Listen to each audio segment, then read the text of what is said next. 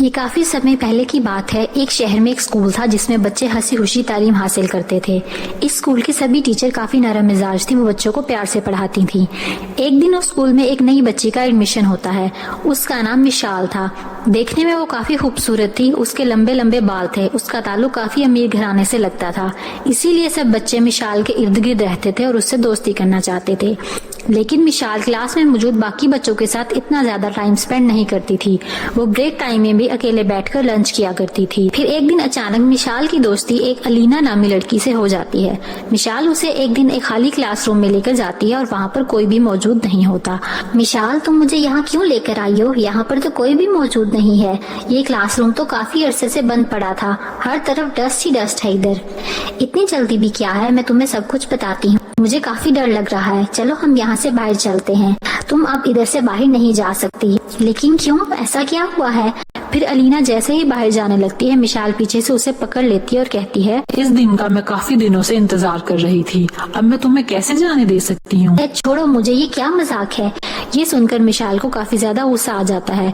उसकी आंखें सुर्ख हो जाती हैं और फिर आहिस्ता आहिस्ता वो एक चुड़ैल की शक्ल इख्तियार कर लेती है। अलीना ये देखकर काफी डर जाती है और कहती है, विशाल तुम्हें क्या हो गया है? तुम चुड़ैल कैसे बन गई हो? मैं एक चुड़ैल ही हूँ और एक स्टूडेंट बनकर तुम सबको यहाँ खाने के लिए। तुम ऐसा नहीं कर सकती। मैं तो तुम्हारी अच्छी दोस्त हूँ। चुड़ैल कहती है, तुम मुझे स्कूल में सबसे ज्यादा पसंद आई हो, इसलिए मैंने तुमसे दोस्ती की ताकि मैं तुम्हें इस रूम में ला सकूं और अब मैं तुम्हें कच्चा चबा जाऊंगी। फिर चुड़ैल अपने लंबे नाखूनों के साथ अलीना पर हमला करके इसका गोश्त खाने लगती है। ऐसे ही कुछ दिन गुजारने के बाद चुड़ैल फिर विशाल बनकर स्कूल में घूमती है और स्कूल में मौजूद कुछ और बच्चों को भी आहिस्ता आहिस्ता खा जाती है। जैसे ही स्कूल से बच्चे गायब होने लगते हैं तो स्कूल के प्रिंसिपल और बाकी टीचर्स काफी परेशान हो जाती है। किसी को भी कुछ समझ नहीं आ रहा होता। जो बच्चे स्कूल से गायब हुए थे उनके पेरेंट्स स्कूल में इकट्ठे हो जाते हैं और अपने बच्चों के गायब होने का शोर मचाते हैं। प्रिंसिपल कहती है, हम खुद काफी परेशान हैं। हमें तो समझ ही नहीं आ रही कि आखिर बच्चे कहाँ गायब हो रहे हैं।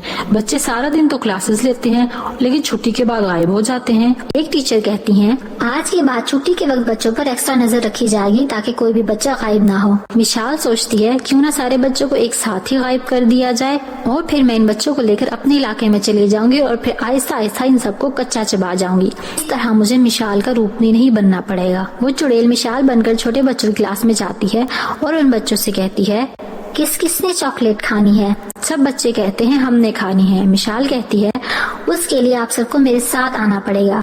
सभी बच्चे विशाल के साथ क्लास से बाहर जाने लगते हैं। जैसे ही सभी बच्चे विशाल के साथ स्कूल के ऊपर वाले फ्लोर पर जाते हैं तो अचानक प्रिंसिपल मैडम की नजर उन पर पड़ जाती है। प्रिंसिपल मैडम को ये देखकर काफी हैरानगी होती है। वो छुप कर उनके पीछे जाती हैं। वो देखती हैं विशाल सभी बच्चों को ऊपर स्टोर रूम में ले जा रही होती है। वो ऊपर पहुंचकर सभी बच्चों के हाथ पांव बांध देती है। ये सब देखकर प्रिंसिपल मैडम को और भी हैरानगी होती है। फिर वो देखती हैं विशाल अचानक से खतरनाक चुड़ैल के रूप में आ जाती है। प्रिंसिपल मैडम ये देखकर काफी खौफजदा हो जाती हैं और उन्हें समझ नहीं आ रही होती वो कैसे बच्चों को चुड़ैल से बचाएं। वो चुड़ैल कहती है, सबसे पहले किसने चॉकलेट खानी है? मैं इसको सबसे पहले खाऊंगी।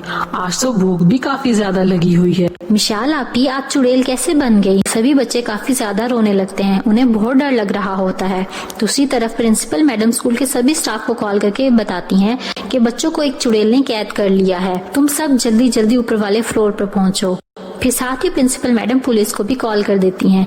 जैसे ही सब ऊपर पहुंचते हैं तो उन्होंने अपने अपने हाथों में जलती हुई आग का गोला पकड़ा हुआ होता है।